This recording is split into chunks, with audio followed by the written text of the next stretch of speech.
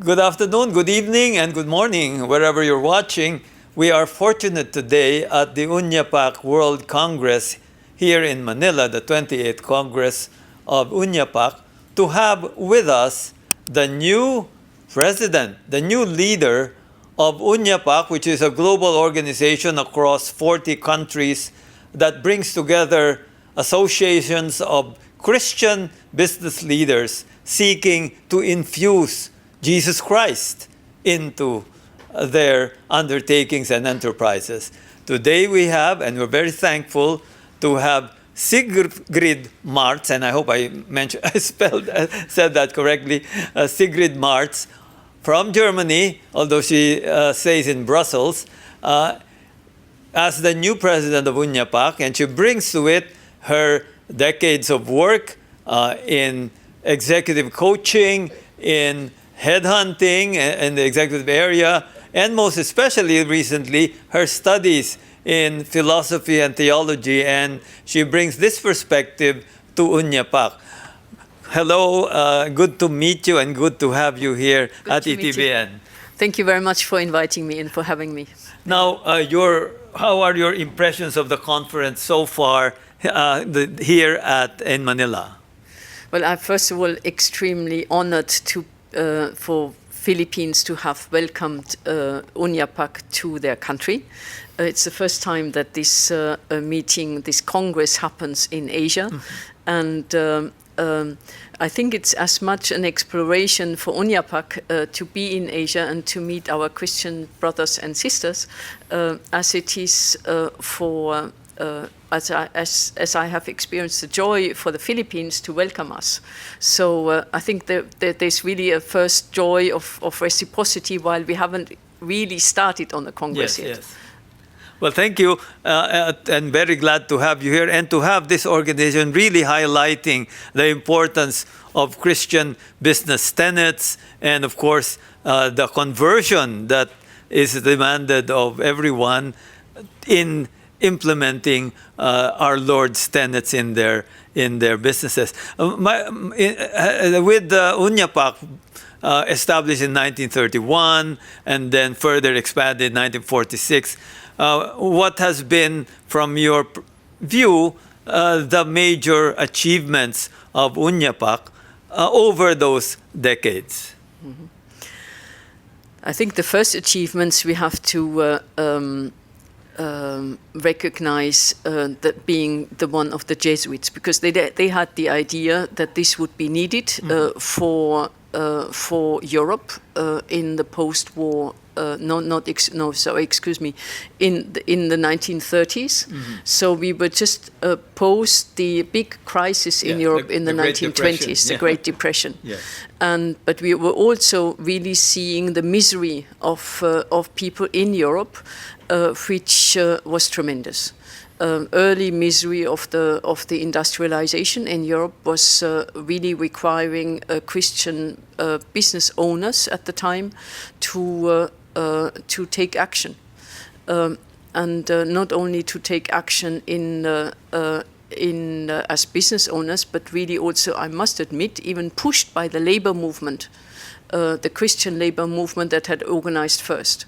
So it was a response to the misery and the protest of the Christian laborers that made, I would say, the Christian entrepreneurs then realized that there was responsibility that they had to take.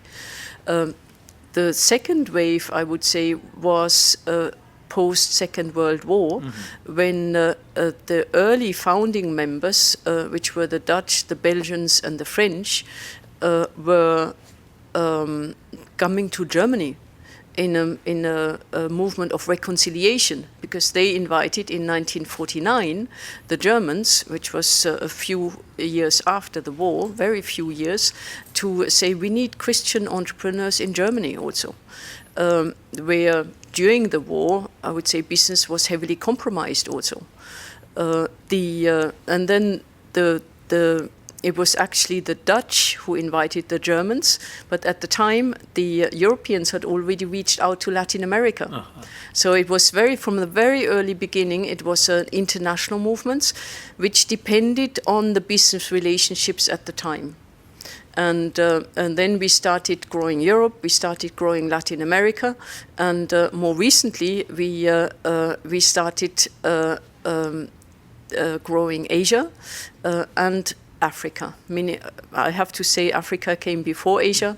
So that's the growth trajectory really of UNIAPAC. That is a wonderful capsule history and highlighting really the need to respond to the call of workers, of the poor. And this, I highlight that because today, of course, you have this same problem of poverty, of agitation in the workplace.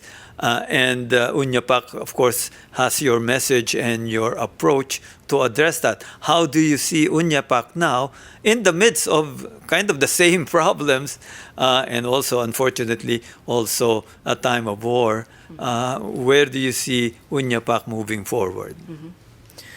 The major movement forward at the moment is in the context of the future of work, where the International Labour Organization has launched a major piece of work and research in terms of, what challenges do the new trends confront the workplace with, and what is the response then in terms of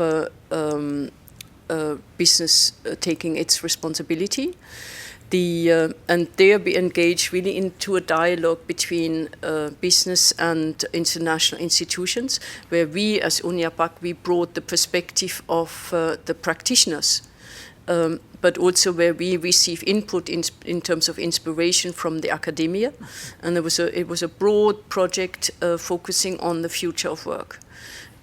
The outcome of this project was that the slogan was created by the International Labour Organization's project, which was work is care and care is work.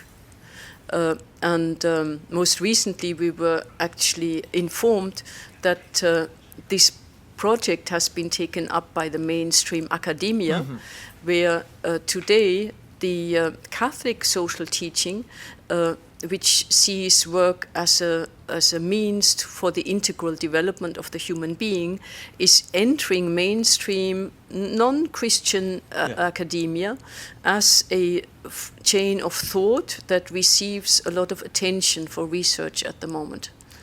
Your own background in executive coaching and, of course, hiring is very relevant to this issue of work.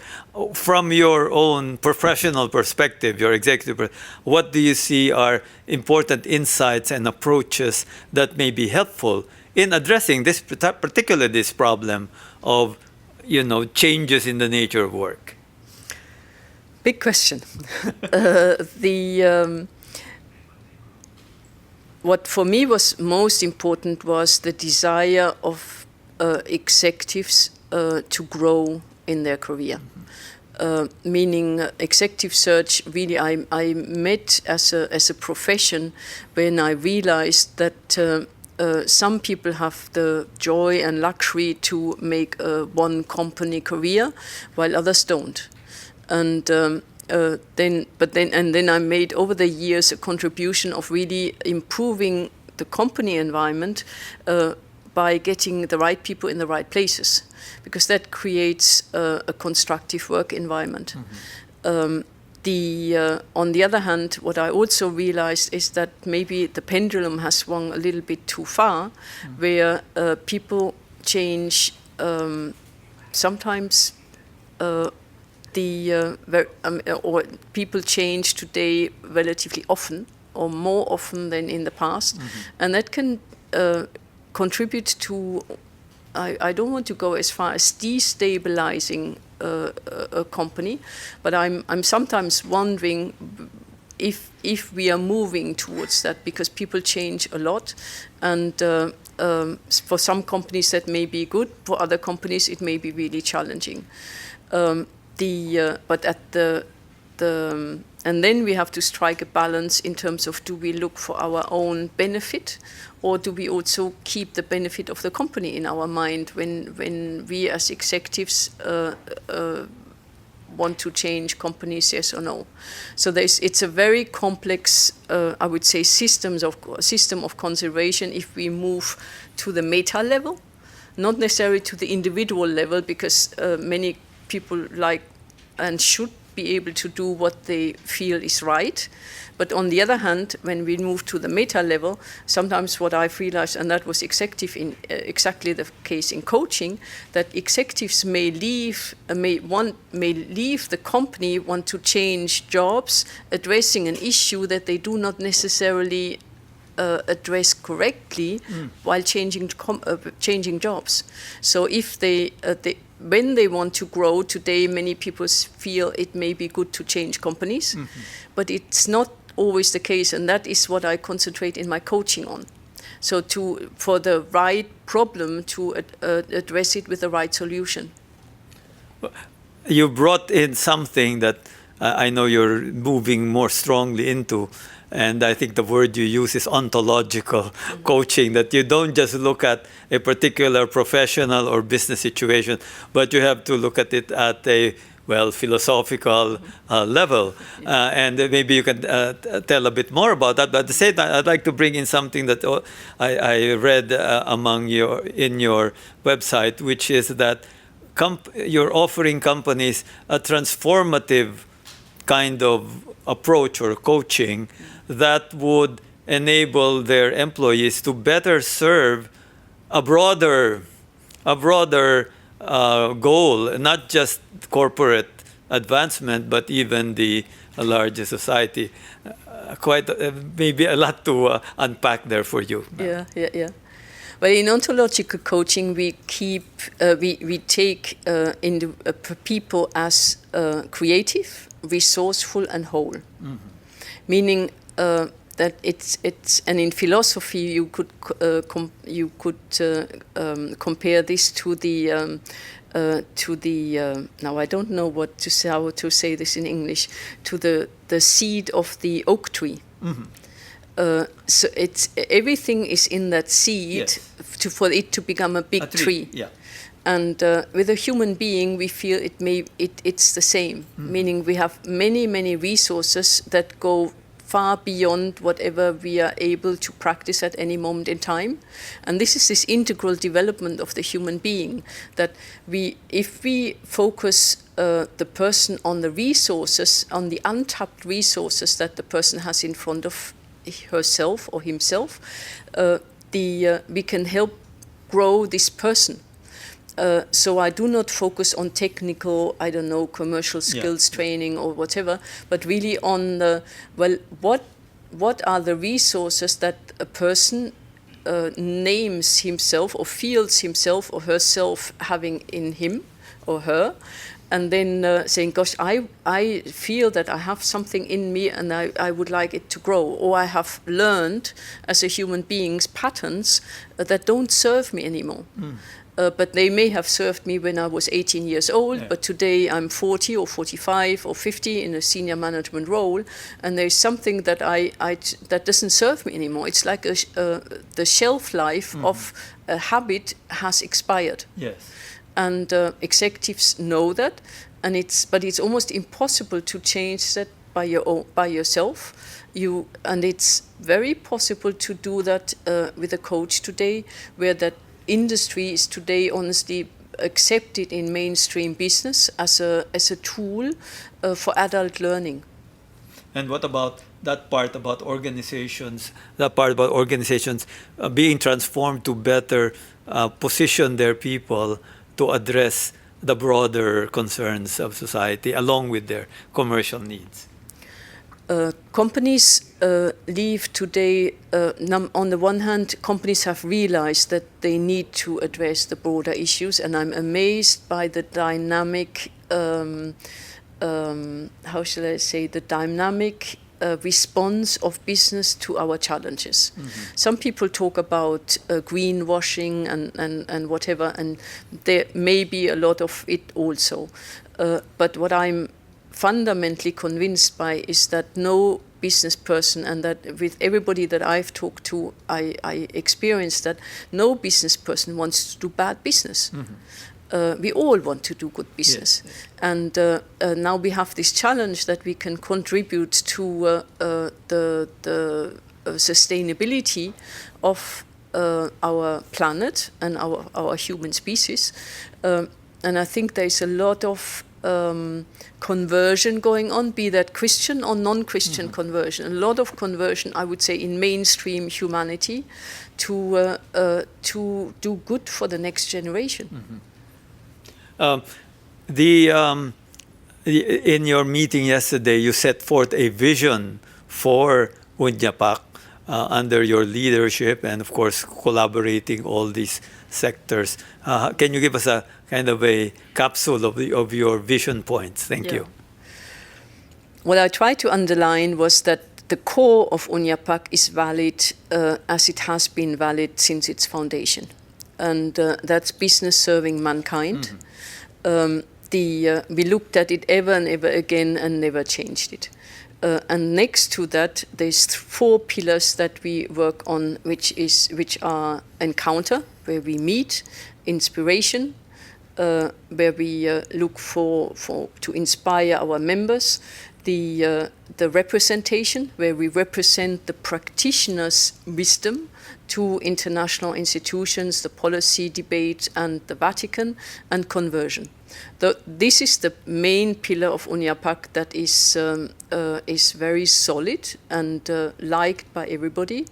And then in front of this pillar, we have what is the value contribution of UNIAPAC, practically speaking, in an environment where we have a globalizing business, but also, I would say, democratization of the way business organizes, because we have many more horizontal structures that have become much more important than the vertical structures, and there we need to review the value proposition at the different levels within UNIAPAC, which is a project that we are going to launch after the conference, and then on the other hand, we need to look at growth.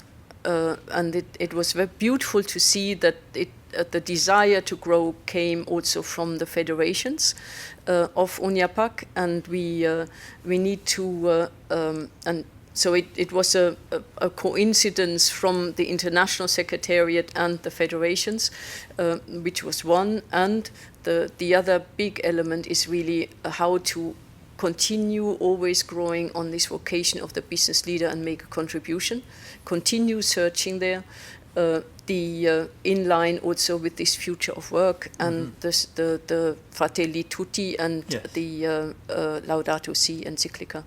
I have just a couple more questions. We are in an environment now, geopolitically, where there is growing conflict and fractiousness in the international community. How is UNIAPAC going to navigate that and address it even, and perhaps do something about it, this environment can, of course, also hamper business? It definitely hampers business, and it sadly speaking, also sometimes it encourages business.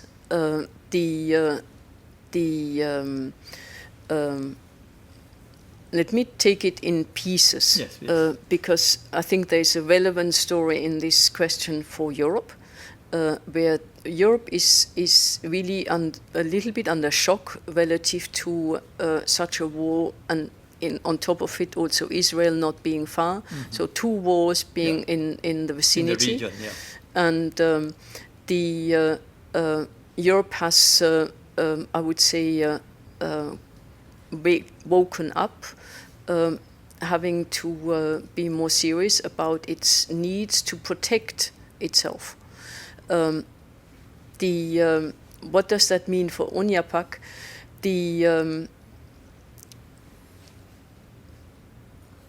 It meant a lot, number one, in terms of refugees, which came to the organization, and that was more dealt with by the national associations. But it also meant a lot for the I would say, public money being less available for the transition that we had hoped for to be helped with financing it. And when I was recently especially in Germany, where Germany suffers from all sorts of different angles, and with Germany, Europe suffers. I would say the business outlook was not very positive. In addition to demography not helping business, I would say, with launching the next growth phase. So the general business environment in Europe deteriorates, and we become, at UNIAPAC international level, we become increasingly aware that geopolitics matters. And now UNIAPAC is not a player, or the members of UNIAPAC together are not a player in geopolitics. We consider ourselves more as the salt or the yeast, because we do have large companies as members. Let me say 2/3 of the UNIAPAC members are nevertheless small and medium-sized businesses. And they suffer more, I would say, from the instability of the current political crisis. So they suffer more from the effect of what is happening rather than that they're able to influence it. Yes. Well, thank you for that. And one last question. This is kind of out of left field, but it, I think, will touch on the various things we've talked about today. You mentioned something about helping executives, people who are put in the right position so they can do something positive where they are, as opposed to something that might not have been working for them. We also have talked about UNIAPAC and this advocacy that is contending and trying to spread in a world that may be less and less interested in matters of even justice and certainly spirituality. And what I'd like to bring up is probably the most important headhunting in the Catholic Church and in Christianity, which is when Jesus hired St. Paul on the road to Damascus. What does that tell us, perhaps, about how we might approach some of the problems that you mentioned today? Whoa. Let me take a minute to think about this. I'd first of all like to maybe get some nuance into your introductory remarks to the question. I think the need for spirituality in business is huge. There may be some initial quest, I would say, in the area of mindfulness, but and some people may look forward further and reach Christianity, but the need for spirituality, meaning is almost universal at the moment. And I give you one example. Coming here to the Congress, I was in a train with 3 business leaders, and we exchanged, and I said, I mentioned where I was going to, and it was, and I mentioned that UNIAPAC stands for business serving mankind, and they were looking at me, and they were liking it, and they had never thought about it.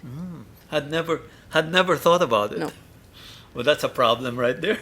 So I would say there's lots of opportunity of bringing that message to even mainstream business community, and to really carry our message within our organization, help our own conversion, and to bring it to the outside world in a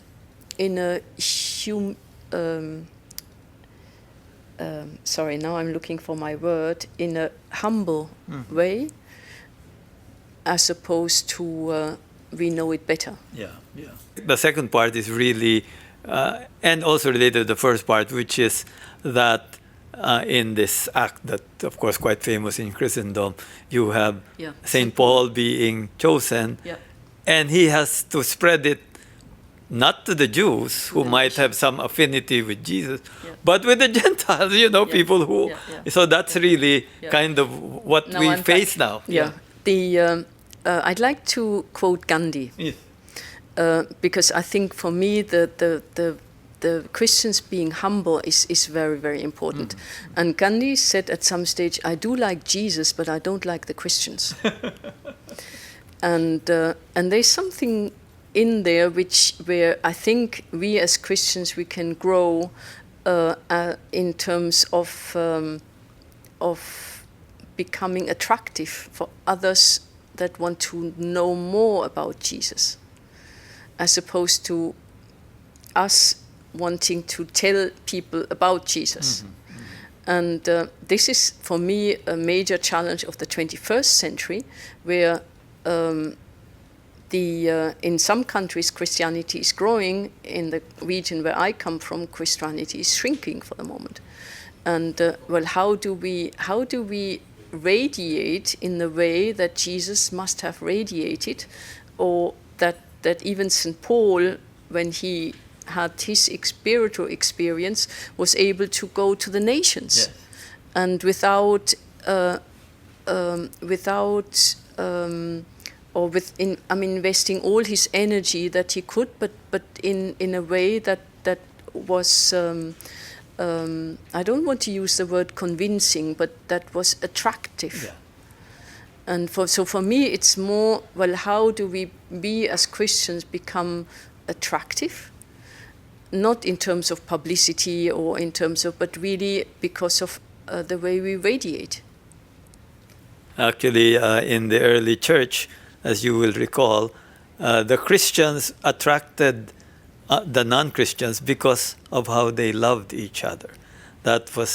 It was not because they were preaching that our Savior rose from the dead. It was because they loved each other, and I guess that would be. And maybe I focus on my last comment on that is that in coaching sometimes I focus, and I have a colleague who actually focuses on this a lot, where he said we need to bring love back to the company.